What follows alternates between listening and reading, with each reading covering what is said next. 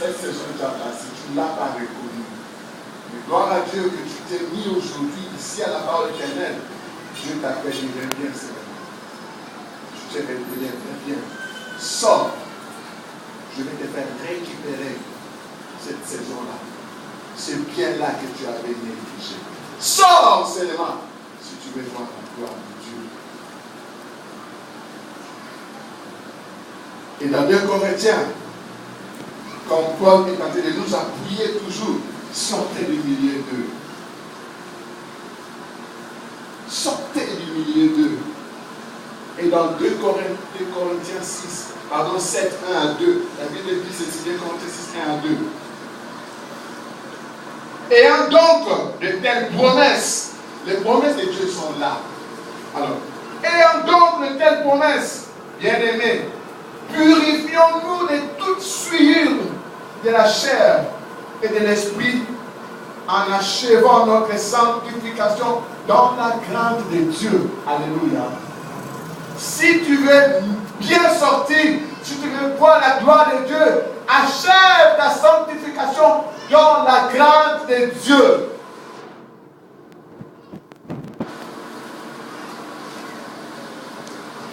Enfant de la parole éternelle, je regrette que tu n'as pas reconnu le moment où il t'a visité pour te faire du bien. Voilà pourquoi tu es en train de te cacher, bien que tu montres une autre apparence, mais tu es dans la cachette. La bonne nouvelle est que rien n'est perdu pour toi.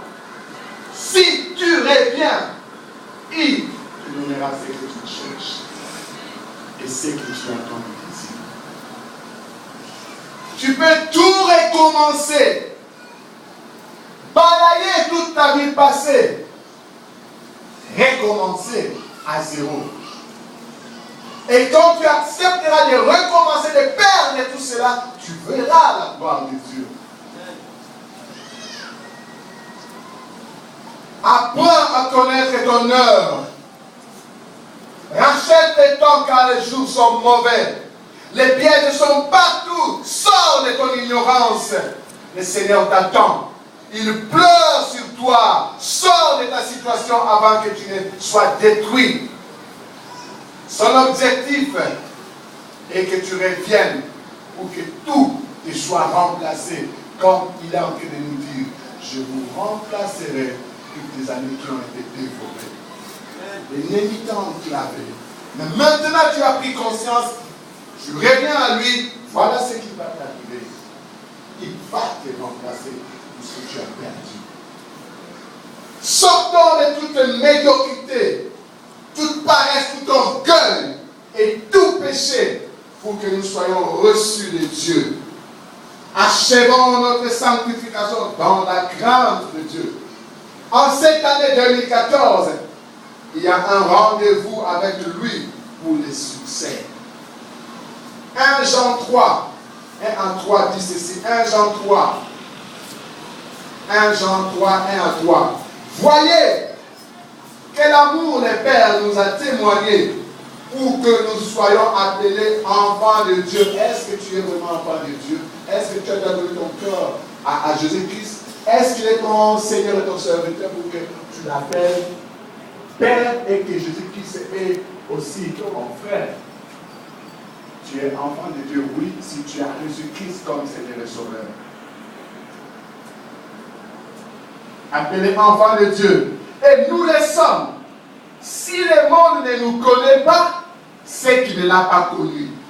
C'est ça. Tellement qu'ils n'ont pas connu Christ, ils sont en train de faire n'importe quoi et ils vous amènent là-bas. Sortez! Revenez dans la maison de Dieu.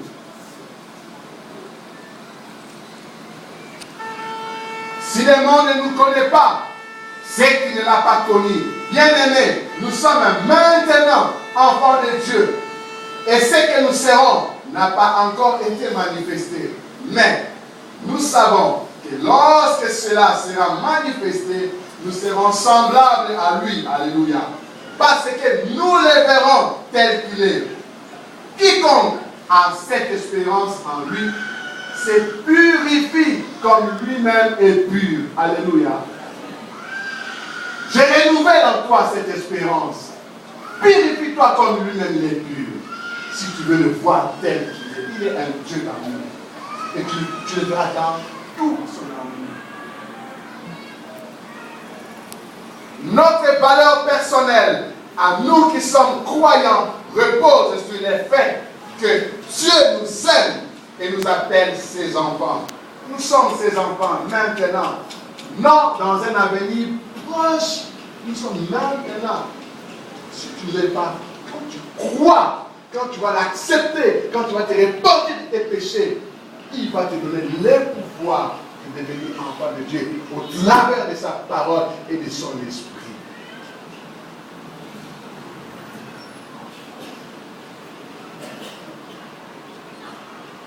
Nous sommes des héritiers, des co-héritiers avec lui.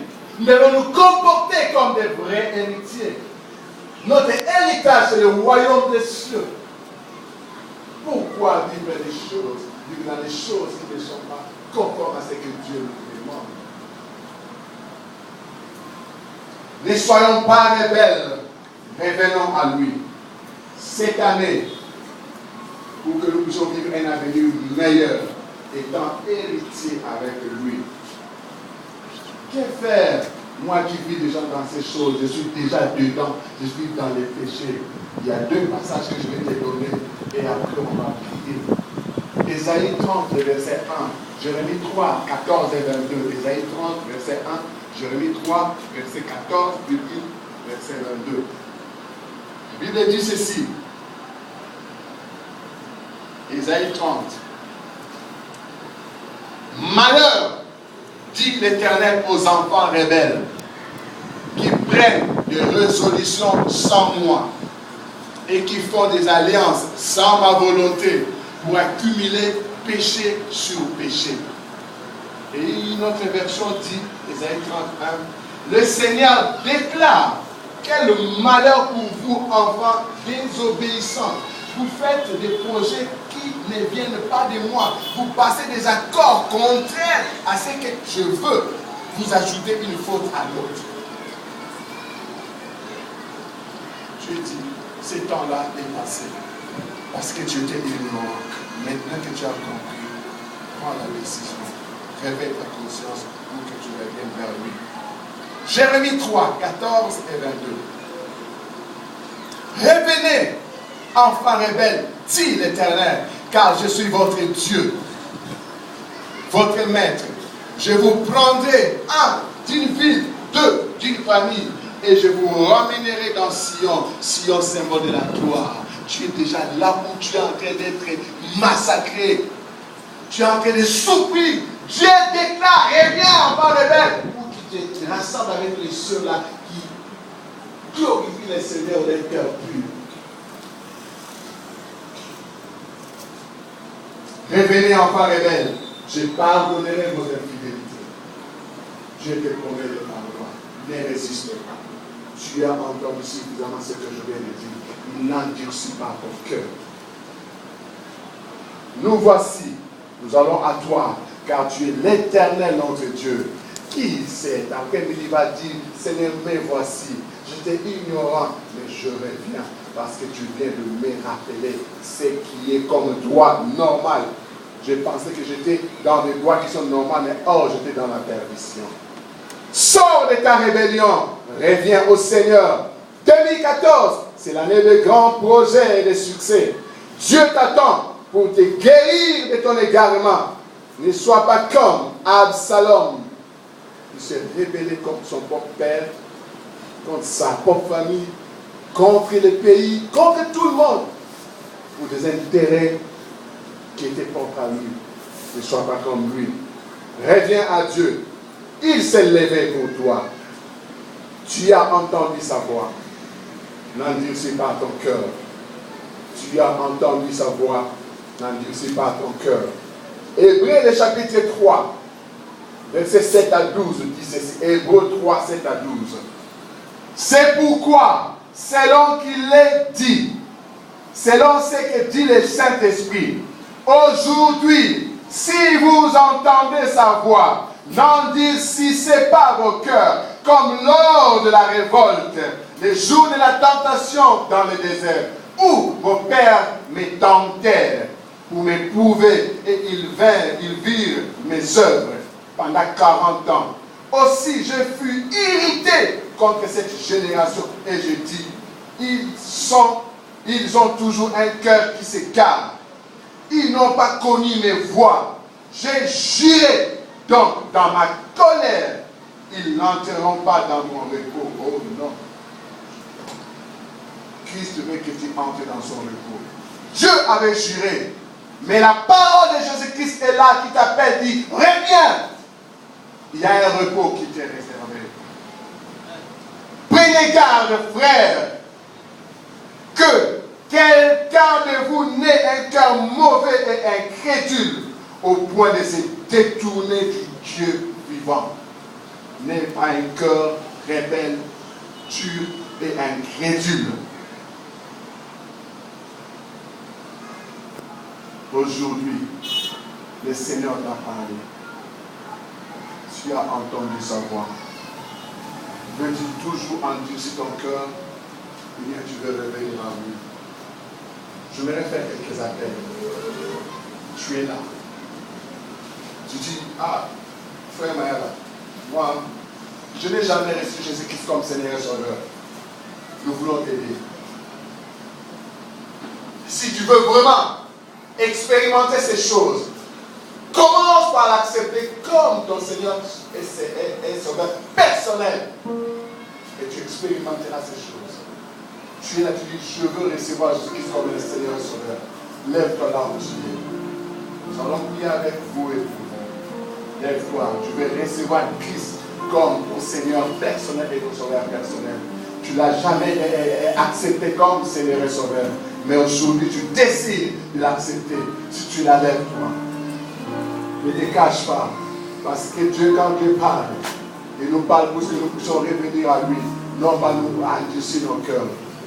Si tu es là, tu veux recevoir Jésus-Christ comme Seigneur et Sauveur. Pour qu'ensemble nous puissions voir sa gloire, lève-toi. Tu es là, tu n'as jamais reçu Jésus-Christ comme Seigneur et Sauveur. Je veux le faire. Où es-tu? Je suis en train de changer, je vais appeler notre catégorie de personnes. Ne suis pas ton cœur si tu es là. Si je passe, je vais revenir plus à cet appel. Je vais recevoir Jésus-Christ comme Seigneur et Sauveur. Gloire à Dieu. Tous nous l'avons reçu comme Seigneur et Sauveur. Maintenant, je vais faire un deuxième appel. Quelqu'un qui veut se repentir d'un péché, il est enfant de Dieu. Mais ça colle en lui. Il a lutté. Chaque fois, il prend des décisions.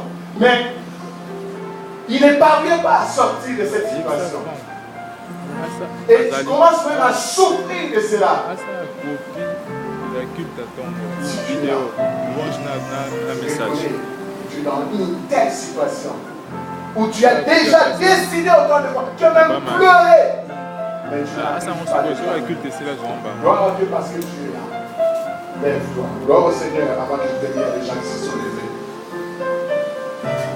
Oui, vous avez une situation que tu ne comprends pas, mais comment? Comme Paul qui disait, qui me délivrera? Mais en ce moment, la voix du Seigneur qui a rétendu dans ton cœur va te faire sortir de cette situation. Gloire au Seigneur. Ne vous cachez pas. Dieu voit. Comme c'est Cantique qui est en train de dire. Avant que je n'ajoute une autre appel, on va nous chanter ça. Mabena salaki et lukenenga makambo. Zambé, Dieu voit tout. Nous n'avons pas où nous cacher.